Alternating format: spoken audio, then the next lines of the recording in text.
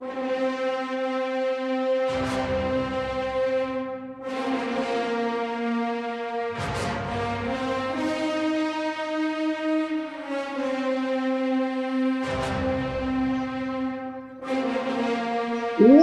back to the broadcast, ladies and gentlemen. We are so glad you were able to join us this afternoon, and I want to thank you from the heart of my bottom. Now, a quick recap for those of you who may have forgotten. My name is King Bradley, and these are my pumped up kicks, also known as my co-host, Puck. I want to sincerely apologize to all of you for my impromptu hiatus, but if it puts your mind at rest, there is justification. See, if you'll recall, my last episode was early on December 21st, 2012, and in preparation for the apocalypse, Puck and I sealed ourselves inside a bunker. However, upon the revelation that this apocalypse was yet another hoax, Puck and I discovered that we had accidentally sealed ourselves inside the bunker and have been unable to escape until just recently. So, here we are. And let me tell you, universe, it is good to be back.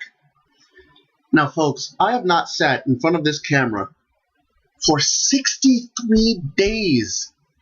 That is 1,512 hours or 5.2 viewings of Les Miserables. I stole that joke from Stephen Colbert because I want to grow up to be just like him and have no sense of shame. Now, the most shameful thing about that comment, universe, is that I still have yet to actually see Les Miserables. And in my defense, that's only because 2012 has been such a hardcore year for awesome movies that I'm still trying to catch up with the movie queue. There are still 5 on my list from 2012, and one additional movie that I have missed in theaters completely, and I'm going to have to wait until it comes out on some media that I find it acceptable to watch it on. However, no movie in that queue, awesome as it could very well turn out to be, could possibly live up to the standards set by my top 5 of 2012, which I'm here to talk to you about in our newest segment. Folks, we are going to the movies.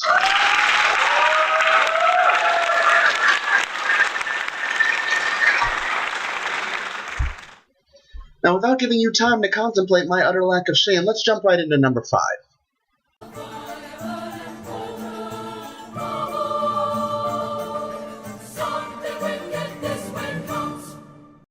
My number 5 movie of 2012 is the 9th installment of the Harry Potter film series, starring actor and heartthrob to both women and men of different sexualities, Daniel Radcliffe. I speak, of course, of Harry Potter and the Woman in Black. A very strange shift in genre for the series.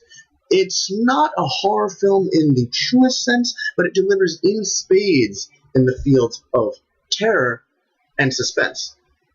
The tone is delightfully grisly, the acting, as per usual of the English, is stellar, and the ending is incredibly bittersweet, and honestly more heavily on the side of bitter. The one strange thing, the one flaw that I will point out in this film, is that it was conspicuously devoid of any reference whatsoever to Lord Voldemort, although I promise you the answer to that is forthcoming, and I'm certain he will appear in the next installment. That said, let's move on to number 4.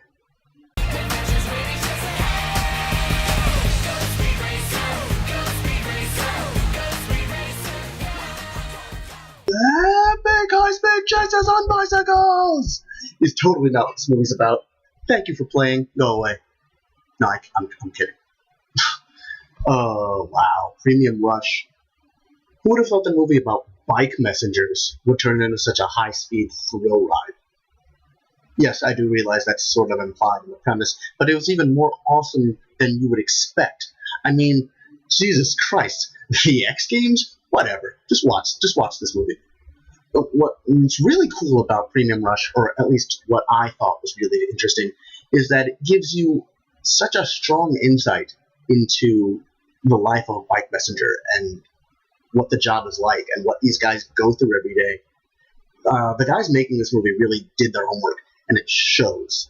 Now, that's not really important to a lot of people. I don't imagine there's a whole host of individuals thinking, gee, I wonder what the life of a bike messenger is like. But you know what? The more you know. It's not something I particularly thought about, but it came in handy with a project I'm going to be working on, so props to me.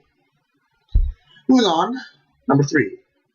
Hey, hey, mama said the way you move gonna make you sweat, gonna make you groove. I just want you to take my full meaning on how much I love this movie. Every film on my top 5 list I saw more than once. The Perks of Being a Wallflower I saw twice within the same week. I don't do that. I think that's a waste of money. This movie was magnificent, and that fact had surprisingly little to do with the fact that Emma Watson is a fucking knockout. I don't understand how to properly put my feelings in perspective. Yes, I do.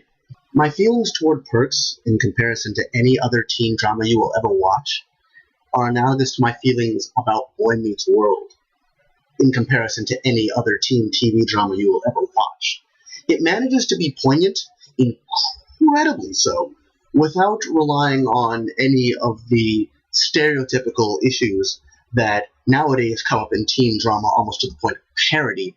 The only problem I had with this movie at all was that the title's a little misleading. I didn't really learn any perks about being a wallflower.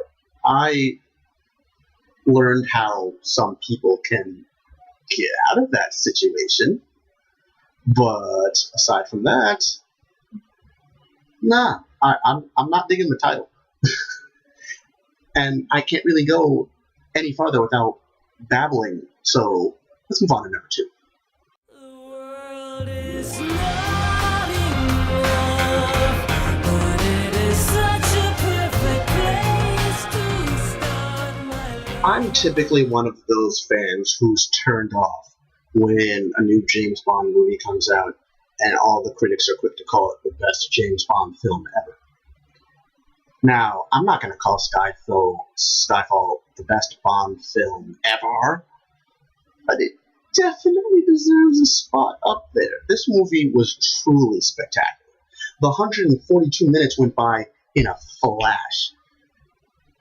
Now, I might be a little biased because Skyfall is the first Daniel Craig James Bond film I've ever seen.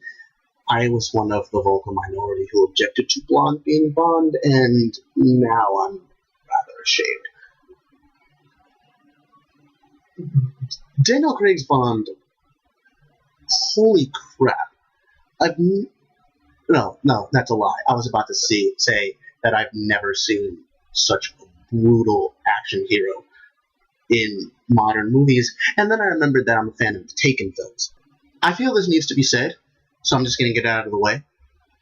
All films featuring Dame Judi Dench are automatically better by virtue of featuring Dame Judi Dench. Got it? Good. Moving on. This movie did everything right. And I know that's a little vague, so I'm going to elaborate. Let's start with, the reintroduction of Q as this young computer geek, and the instant snark between him and Bond. Oh, it was awesome. The scene that they used to introduce Silva, first of all, was brilliantly shot. It made him come off as incredibly creepy, incredibly dangerous, and still a little bit goofy, which is very difficult to pull off, and they did it well. Now, this being the 50th anniversary film, bit of a milestone, it was obviously filled to the brim with references to older James Bond films. And again, they did everything right down to the introduction of the Aston Martin DB5. Yes, it was there. Yes, it kicked ass. Instant awesome. And let's not forget the best part of all. Lord Voldemort gets into a wizard duel in the middle of London during a Senate hearing. Avada Kedavra's everywhere. And that's exactly why he didn't appear in Harry Potter and the Woman in Black. He was too busy to... Give me just a sec. Hello? Yeah, I'm talking about it right now. As a matter of fact, I just got to... Yeah, of course I was going to say... Really? That doesn't make any sense.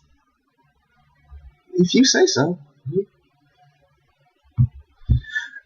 Universe, I have just been informed that not all British films that feature actors from the Harry Potter film series necessarily contain references to the Harry Potter films. Thus, corrections need to be made. I apologize for tacking Harry Potter's name onto the beginning of The Woman in Black. And apparently, I can say Ralph Fiennes' name without it causing him to appear. It's true. Holy shit, it's true. I'm a little too giddy to talk about Skyfall anymore, so I'm just going to move on to my... You know what? No, I'm not. I am not going to tell you what my number one film of 2012 was. And you know why? Because you should know it by now. I talked about it in at least one of my previous videos, and if that didn't drive the point home significantly enough, you know how I mentioned that every movie on my top 5 list I've seen more than once? Yeah, let's see.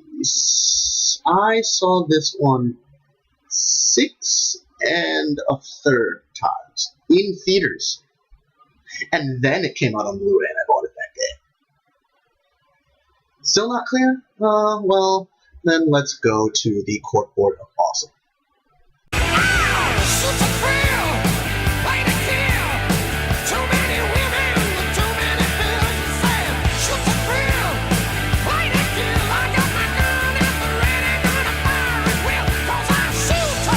Yeah, I circled those just for you. Kicking yourself for not having guessed it? You should be, honestly. Anyway, that's the program for today, Universe. Thank you guys again for tuning in. My name is King Bradley. This is my co-host, Buck. And unfortunately, due to school and work and life, I won't be able to update this as much as I'd really like to. That said, in order to give you guys at least little tastes of what's going on in my brain, keep an eye out for the Second Renaissance Man on Facebook. Watch for the Crossed Shoe Coat of Arms. That's where you'll find me. See you then.